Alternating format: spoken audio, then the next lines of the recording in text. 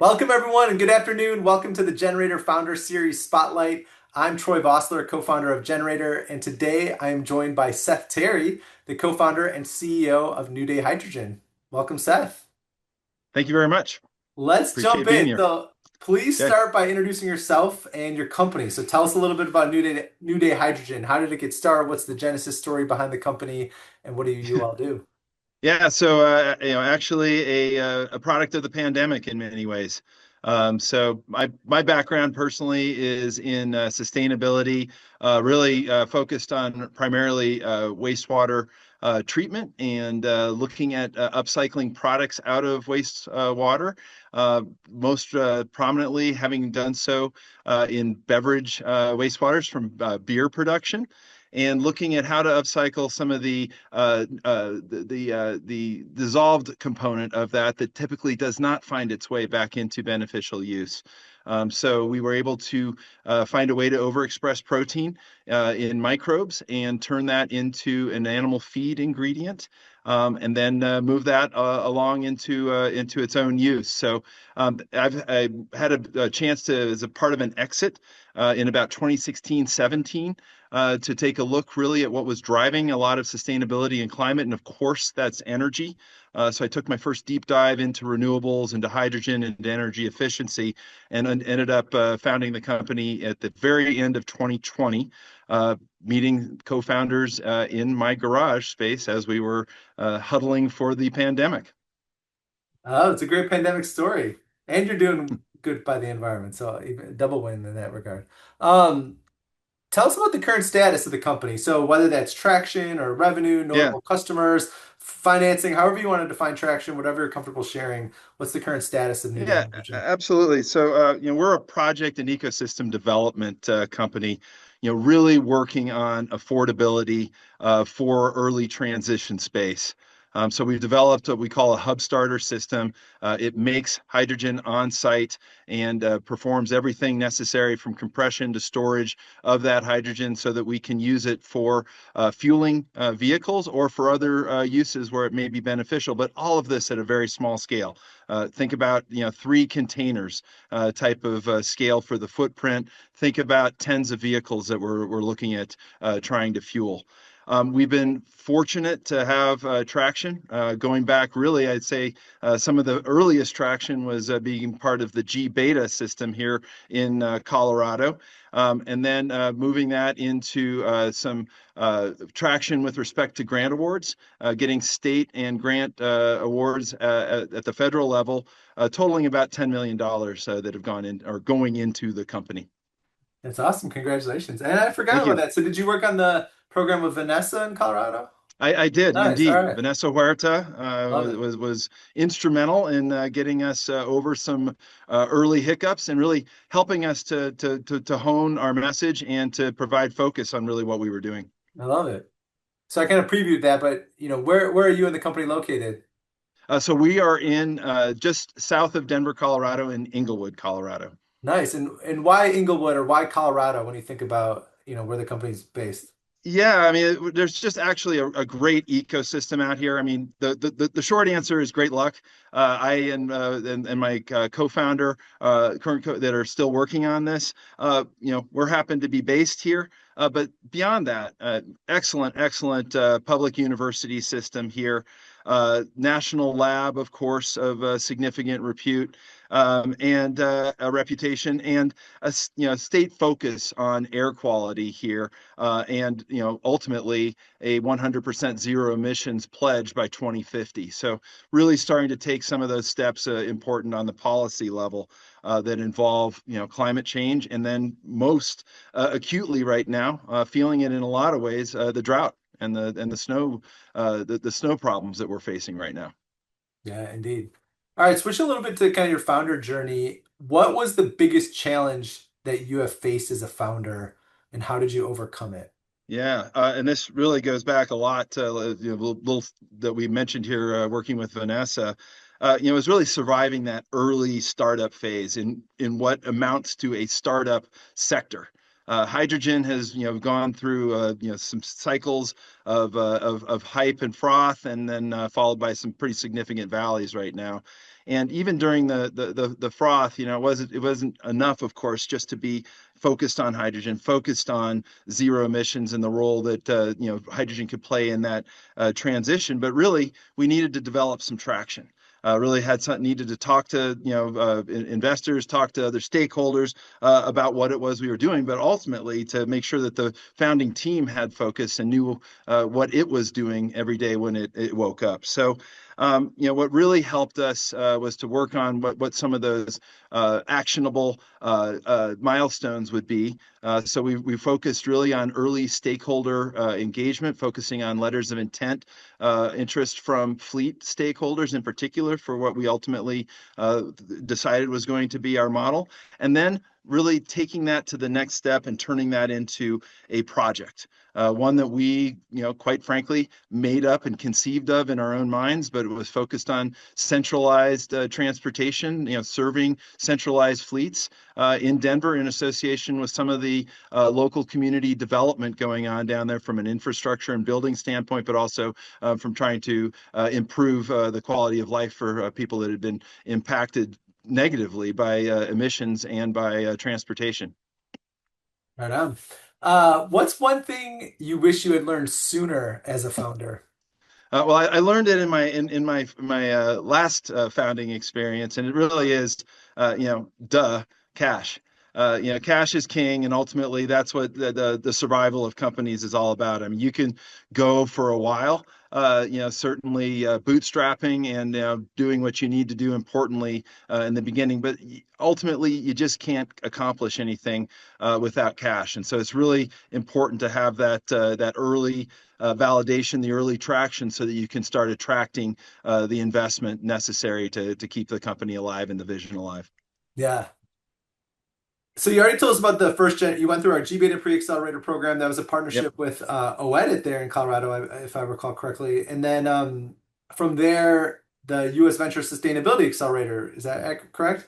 And when was Yeah, that? exactly. I mean, we had the gBETA. We were in that spring of 2022, Okay. rather, and then in the fall of 2022, we were fortunate enough to land that OEdit grant, the state level grant that you indicated, and that really gave us some wind in our sails. Ultimately, enabling us to become part of the gener8tor program in Appleton, Wisconsin, with U.S. Venture in the spring of 23. And then we were very fortunate to land our big infrastructure grant through the Department of Transportation in the spring of 24.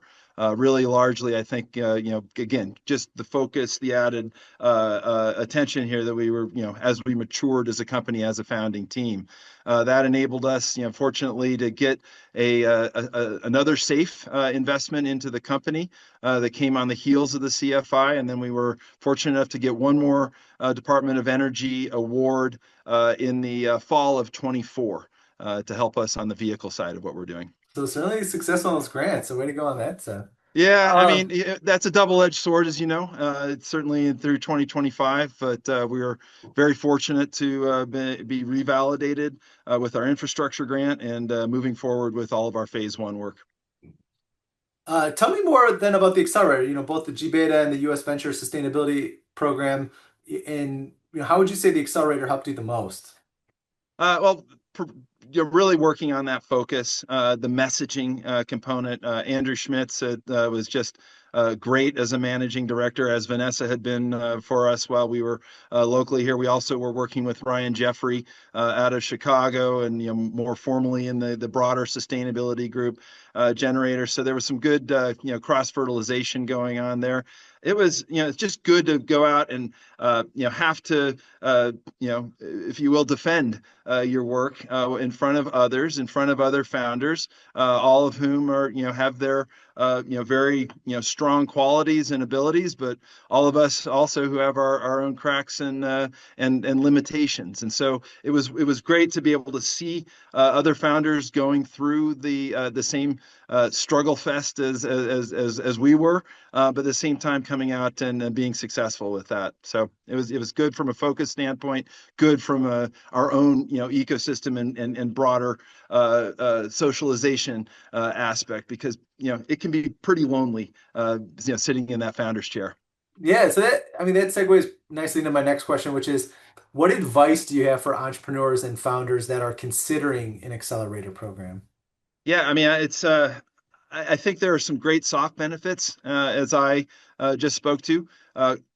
Being very frank, though, the investment into the company was also very important to us at the time.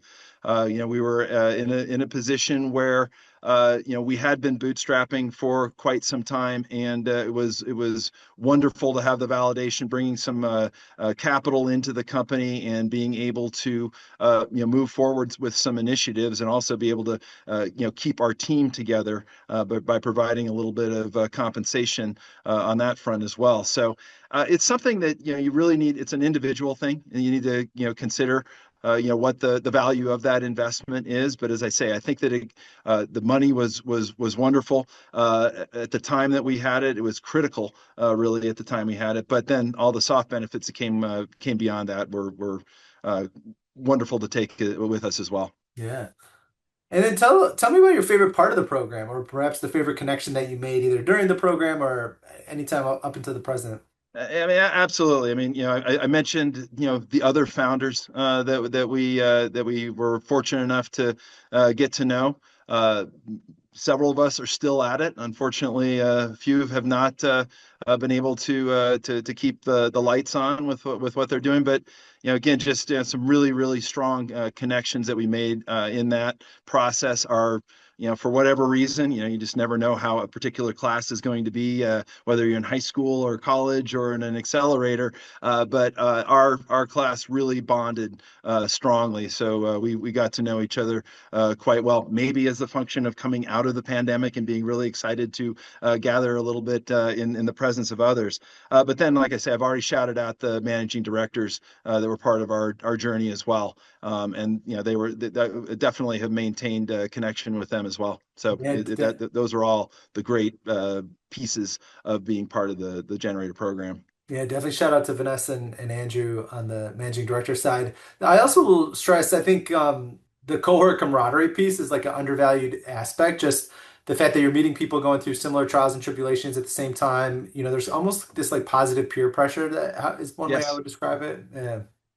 Now it was funny because during the process, I mean it's pretty intense. We were traveling, kind of every other week kind of cadence. Sometimes those weeks would be one on top of the other, though, and we're all trying to maintain our day jobs as founders, in addition to being able to do what we need to do in the accelerator. And every one of us cracked at one point, and it was again just it was comforting to the extent that you knew that that we all had our had the places where we were limited, and it helped to overcome those limitations, understanding that this is part of the human founder experience. And thank goodness that we have a little bit of community here, because like I say, otherwise it can be awfully lonely.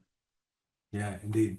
All right, my last question, Seth, I ask each entrepreneur on this interview is if you had one ask for this audience, folks watching this interview at home, maybe it's an introduction or an investor or a customer, a mentor, or just advice in general, what would your ask be? Yeah, well, I mean, generally, just like any founder, you want investors, but our investors come in a bunch of different flavors, from the local stakeholders for the fleets for our projects in Fort Collins, Denver, and Pueblo, as well as from politicians, policymakers in the state, folks like at the state of Colorado that provided us with the initial grant support for what we're doing. So all those are very important investors. I think that the important piece here, though, ultimately we do need to bring in some more equity investment here, and it requires a patience. We are an infrastructure project.